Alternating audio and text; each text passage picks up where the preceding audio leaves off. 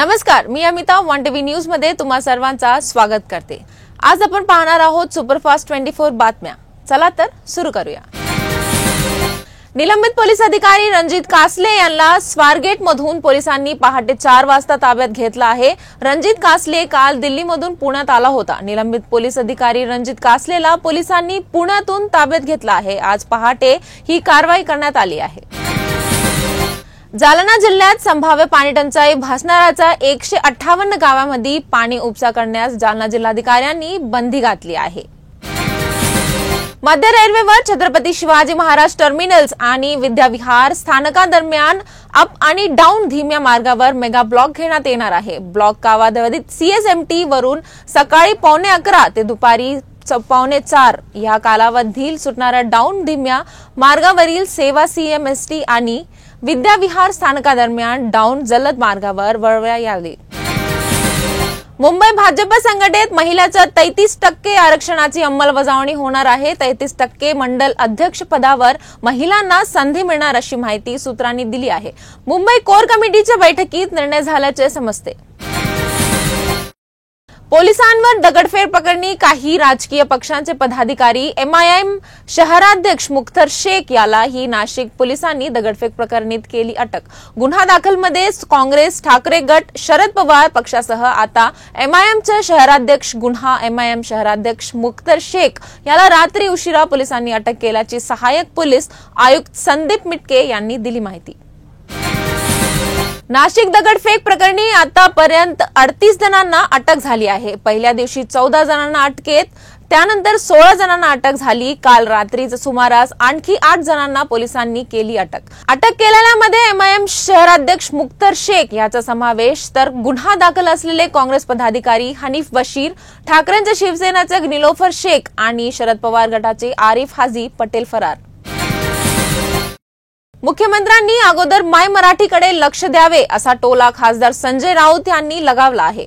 बेळगाव, धारवाड परिसरात मराठी भाषिकर अत्याचार होत आहे, त्याच्यावर ते कधी बोलले का असा सवाल केला आहे। श्रीगोंदा आज दुसऱ्या दिवशीही बंद राहणार। संत शेख मोहम्मद महाराज मंदिर जीर्णोद्धार मागणीसाठी बंदची हक्क दिली आहे।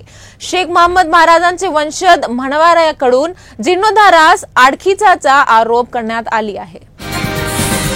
अमरावतीच्या दर्यापुरात शिवसेना ठाकरे गट आक्रमक झाली आहे। पंचायत समिती गट विकास अधिकाऱ्यांना घातला घेराव।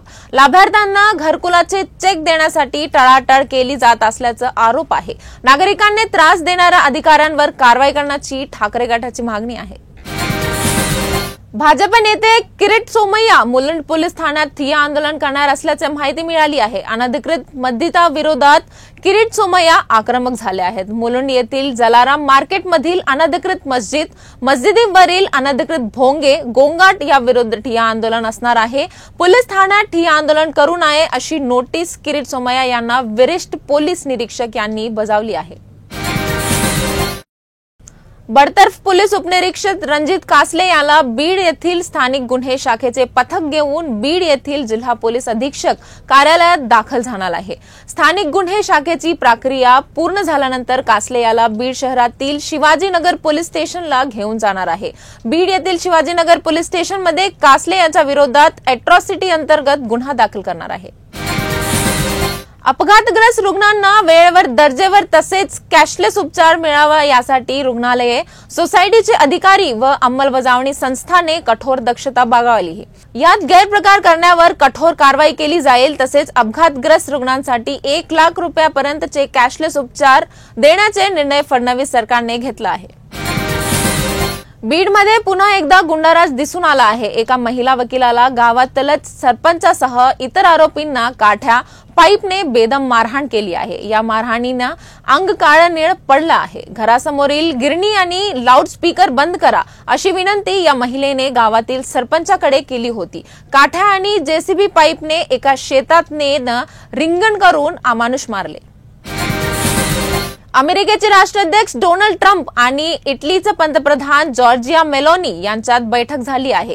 ट्रम्प यंदाची झालेल्या भेटीत मेलोनी यांनी टॅरिफसह अनेक मुद्द्यांवर चर्चा केली। यावेळी मला जॉर्जिया मेलोनी खूप आवडतात।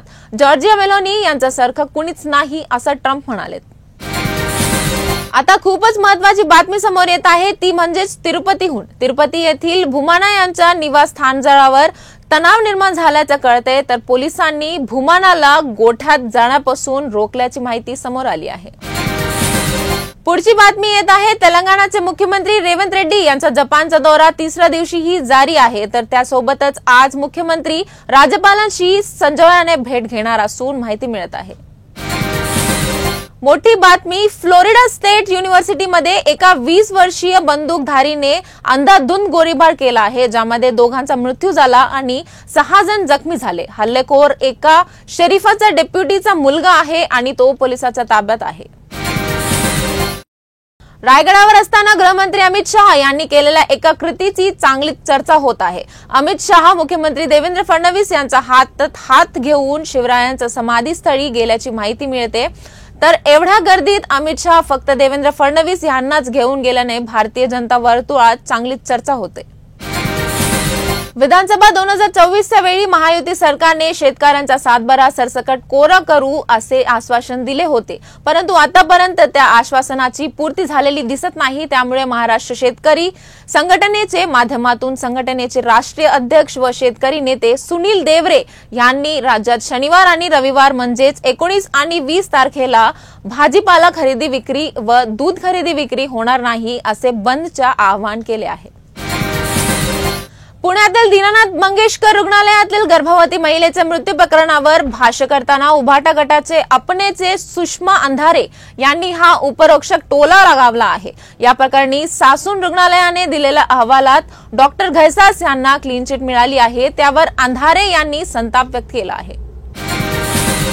बीड जिल्ह्यातील अंबाजोगाई सत्र न्यायालयात वकिली करणाऱ्या महिलेला जबर मारहाण करण्यात आल्याचं प्रकरण समोर आला होता. यावर आमदार बच्चू कडू यांनी प्रतिक्रिया दिली आहे. कडू म्हणाले, दर 1-2 महिन्यांनी बीडमधून काही वेगळंच ऐकायला मिळते. IMD कडून 2025च्या मान्सून हंगामाबाबत मोठा भाकीत वर्तवण्यात आला आहे. यंदा पावसाचं प्रमाण सरासरीपेक्षा अधिक राहण्याचा अंदाज आहे, मात्र पावसाचं प्रमाण असमान असेल असंही IMDने म्हटले आहे. नाशिकमध्ये शिवसेना ठाकरे गटाचा निर्धार मेळाव्यात AI तंत्रज्ञानाचा वापर करून स्वर्गीय हिंदू हृदय सम्राट बाळासाहेब ठाकरे यांचे भाषण दाखवण्यात आले होते. या AI तंत्रज्ञानाच्या वापरावरून आता राजकीय वाद निर्माण झाला आहे. आता यावरून सांगोलीचे माजी आमदार शहाजी बापू पाटील यांनी उद्धव ठाकरेंची जोरदार टीका केली आहे. जळगाव जिल्ह्यातील चोपडा बसस्थानकावर एका शेतकऱ्याची 34,000 रुपयांची रोकड चोरी करणाऱ्या टोळीचा पोलिसांनी पर्दाफाश केला असून या टोळीतील सदस्यांमध्ये एका सराईत गुन्हेगारासह जालना येथील पोलीस दलिताल एका सहाय्यक उपनिरीक्षकचा सहभाग असल्याची धक्कादायक माहिती समोर आली आहे. तर या होत्या आजच्या 24 सुपरफास्ट बातम्या. परत उद्या भेटू, तोपर्यंत पाहत रहा वन टीव्ही न्यूज मराठी.